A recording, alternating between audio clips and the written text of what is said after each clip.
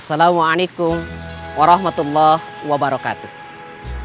Innal hamdalillah nahmaduhu wa nasta'inuhu wa nastaghfiruh wa na'udzubillahi min syururi anfusina wa min sayyiati a'malina may yahdihillahu fala mudhillalah wa may yudlil fala hadiyalah.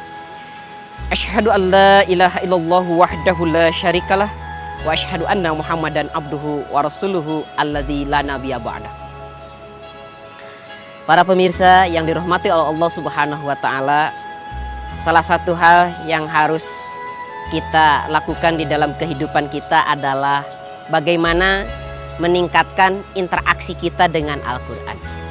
Pada kesempatan ini, apa saja yang mesti dilakukan merupakan bukti daripada hubungan dekat antara seorang muslim dengan Al-Qur'an. Kita tanya Gatot Kaca.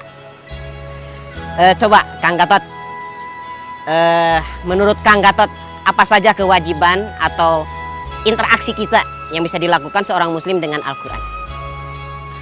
Interaksi atau hubungan antara muslim dengan Al-Quran itu diantaranya adalah yang pertama, membaca. Karena kata Rasulullah SAW, Iqra'ul Quran fa'innahu ya'ti yaumal qiyamah syafi'an li ashabihi.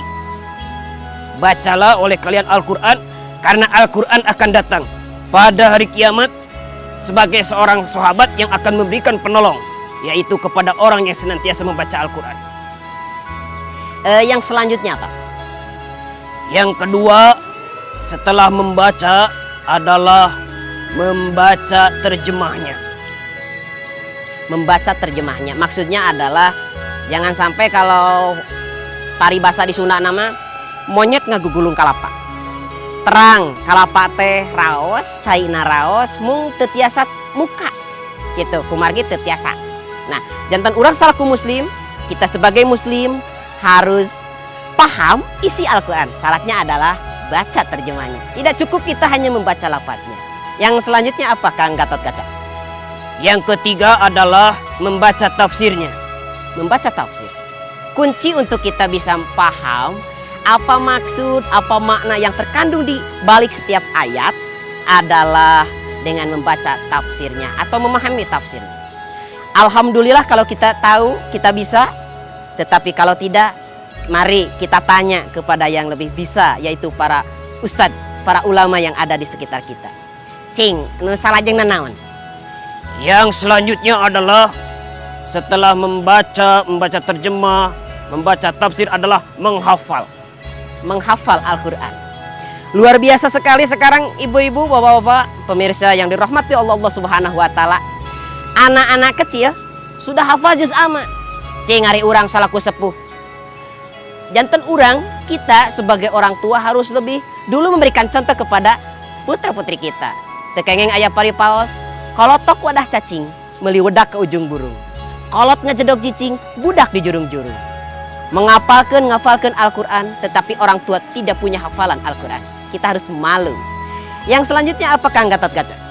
Yang selanjutnya adalah mengajarkan. Mengajarkan Al-Quran. Lihat kiri kanan, depan belakang, di sekitar kita. Kalau masih ada orang yang buta huruf Al-Quran, maka itu adalah kewajiban kita untuk mengajar. Dan mengajar Al-Quran ini harus sinergi semua elemen masyarakat. Para da'i, mubalig, ustadz, masyarakat, orang tua, dan pemerintah. Kalau semuanya kompak, insya Allah di kita di Sumedang atau kita di Jawa Barat, insya Allah akan terbebas dari buta huruf Al-Quran. Yang selanjutnya apa? Yang terakhir adalah mengamalkan. Sanajan bisa maca terjemah, apal maksud, sok ngajarkeun, mun teu ngamalkeun cilaka. Luar biasa sekali. Jadi kunci yang terakhir adalah hubungan kita, interaksi kita dengan Al-Quran adalah mengamalkan. Sebab mengamalkan itu lebih sulit daripada yang lainnya. Para pemirsa yang dirahmati oleh Allah Subhanahu wa taala, saya mengajak bersama-sama khususnya kepada diri saya sendiri, mari hiasi hari-hari kita dengan senantiasa membaca Al-Quran, membaca terjemahnya, memahami maknanya, kemudian kita menghafalnya, kemudian mengamalkan. Apapun instruksi Allah Subhanahu wa taala di dalam Al-Qur'an, mari sedikit demi sedikit apa yang bisa kita lakukan, karena Allah itu mencintai bukan kepada hasil, tetapi proses. Sedikit-sedikit apa yang ada di dalam Al-Qur'an kita amalkan dalam kehidupan sehari-hari. Insya Allah Al-Quran akan menjadi hudan atau pituduh dalam kehidupan kita. Mudah-mudahan apa yang disampaikan ini memberi manfaat, khususnya buat saya dan buat pemirsa semuanya. Subhanaka Allahumma wa bihamdika asyhadu an la ilaha illa anta astaghfiruka wa atubu ilaik. Rabbana atina fid dunya hasanah wa fil akhirati hasanah wa qina adzabannar. Wassalamualaikum warahmatullahi wabarakatuh.